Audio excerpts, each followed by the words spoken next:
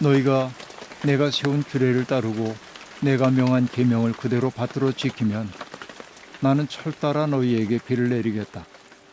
땅은 소출을 내고 들의 나무들은 열매를 맺을 것이다. 너희는 거두어들인 곡식이 너무 많아서 포도를 딸 무렵에 가서야 타작을 겨우 끝낼 것이며, 포도도 너무 많이 달려서 씨앗을 뿌릴 때가 되어야 포도 따는 일을 겨우 끝낼 것이다. 너희는 배불리 먹고 너희 땅에서 안전하게 살 것이다. 내가 땅을 평화롭게 하겠다. 너희는 두 다리를 쭉 뻗고 잘 것이며 아무도 너희를 위협하지 못할 것이다. 나는 그 땅에서 사나운 짐승들을 없애고 칼이 너희의 땅에서 설치지 못하게 하겠다.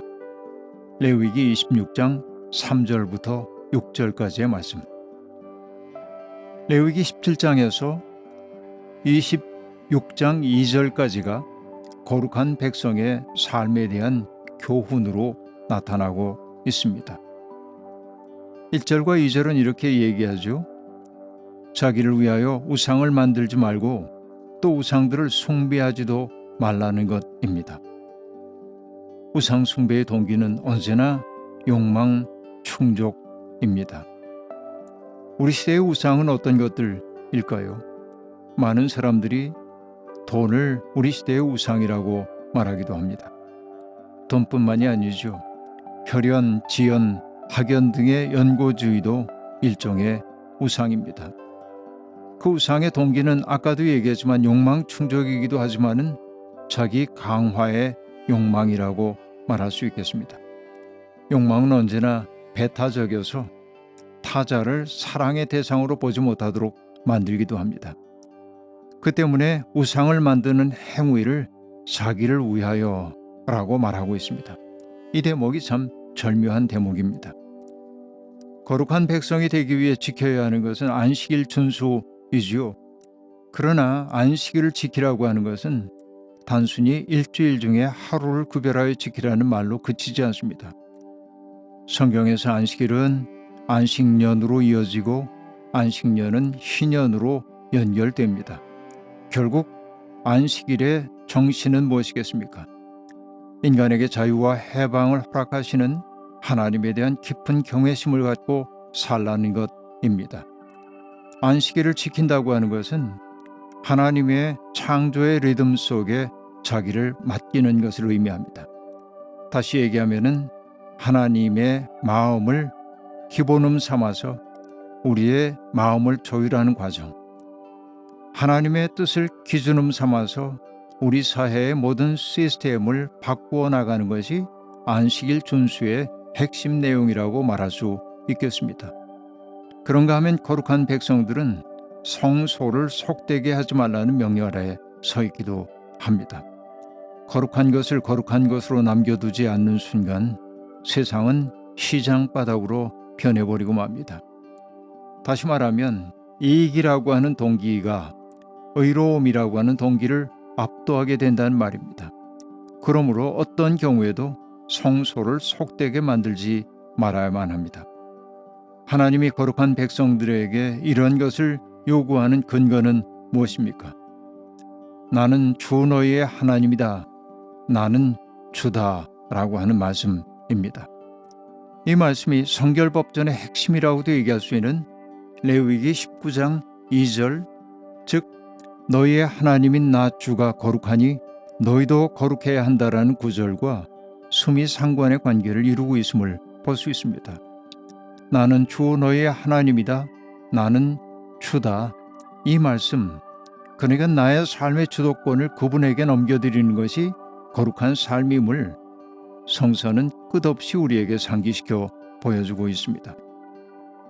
그렇다면 하나님의 규례와 계명을 지키는 자들에게 주어지는 복은 무엇입니까? 오늘 성경 본문은 다양한 복의 내용을 아름답게 펼쳐 보여주고 있습니다.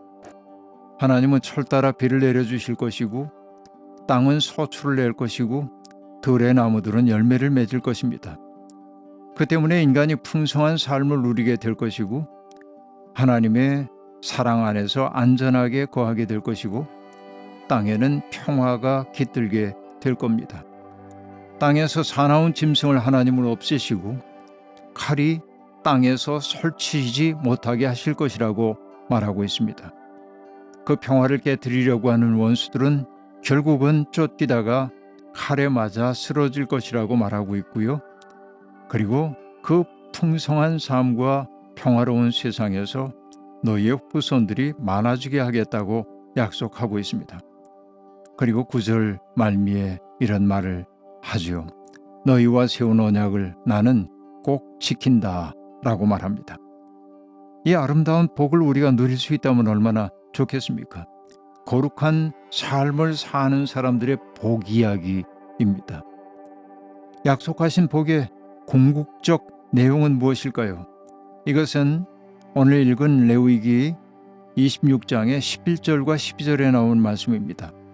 너희가 사는 곳에서 나도 같이 살겠다. 나는 너희를 싫어하지 않는다. 나는 너희 사이에서 거닐겠다. 나는 너희의 하나님이 되고 너희는 나의 백성이 될 것이다 라고 말합니다. 약속하신 복의 궁극의 차원은 바로 이것입니다. 우리가 사는 곳에 하나님이 함께 머무시는 것, 그 하나님이 우리를 싫어하지 않는 것, 우리 사이에서 하나님이 한가롭게 거니시는 것, 바로 이것이 가장 복받은 삶의 모습입니다. 그런가 하면 13절엔 이런 말이 나타납니다. 나는 너희가 메고 있던 멍에의 가름대를 부수어서 너희가 얼굴을 들고 다니게 하였다 라고 말합니다. 하나님이 거룩함을 지향하고 있는 백성들에게 주시는 가장 아름다운 복 가운데 하나는 우리를 자유롭게 만드신다고 하는 것이죠. 그래서 우리가 얼굴을 들고 다니게 만든다고 하는 것이죠. 바로 이것이 희년이 지향하는 목적인 것입니다. 하지만 하나님의 말을 듣지 않고 그 명령을 지키지 않으면, 또 주님께서 정하여 준 법도를 싫어하고 그대로 실천하지 않으면 하나님은 그 백성에게 화를 내실 거라고 말하고 있습니다.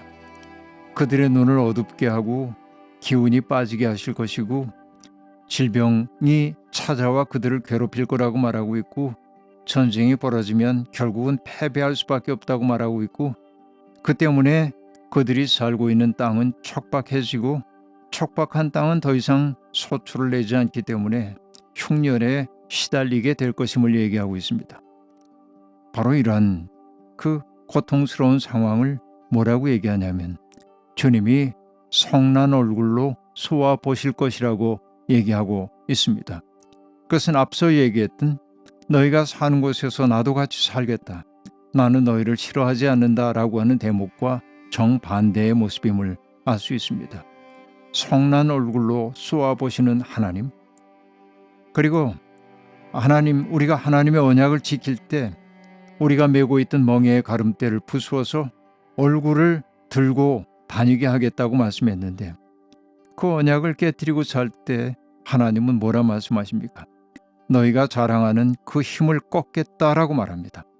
너희의 하늘을 쇠처럼, 너희의 땅을 놋쇠처럼 단단하게 만들겠다라고 말하므로, 하늘이 쇠처럼 된다고 하는 것, 그것은 무거움을 우리가 뒤집어 쓰고 산다는 말이고, 땅이 놋쇠처럼 단단하다고 하는 것은 땅이 아주 황량하게 변했음을 보여주는 대목이죠.